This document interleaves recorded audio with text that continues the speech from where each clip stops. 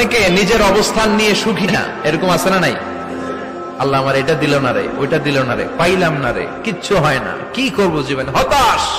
আসলে আছে কিন্তু অনেক, কিন্তু শুকরিয়া নাই, ডাকাত, ঠিক কিনা? নিজের অবস্থান নিয়ে সুখী না, কিন্তু অনেক লোক আছে তারা আপনার অবস্থানে পৌঁছতে চায়।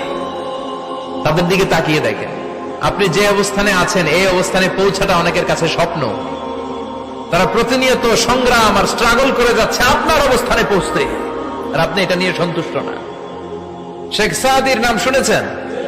বালাগাল উলা কাশাফাত দুজা, এই কবিতাটার রচয়িতা ইরানের বিখ্যাত এক কবি। উনি একবার আর্থিক সমস্যার মধ্যে দিয়ে সময় কাটাচ্ছেন, টাকা নাই, পয়সা নাই, পায়ে দেওয়ার মতো জুতা নাই।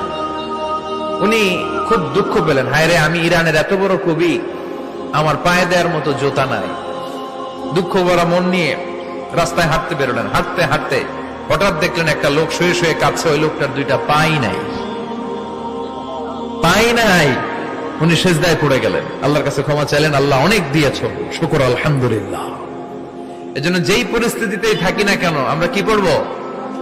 জোরে বলেন, কি পড়বো? এজন্য কানাতু মিনাল ইসলাম, অল্পে তুষ্ট থাকার নাম হলো ইসলাম।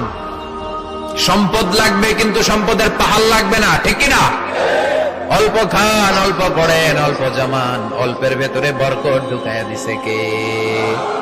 দেখবেন যাদের সম্পদ অল্প তারা সুখী বেশি। জরিপে এটা দেখা গিয়েছে, অনেক সার্ভেতে এটা এসেছে, যারা সম্পদশালী এরা দুঃখী বেশি, এদের দুঃখ বেশি, টেনশন বেশি।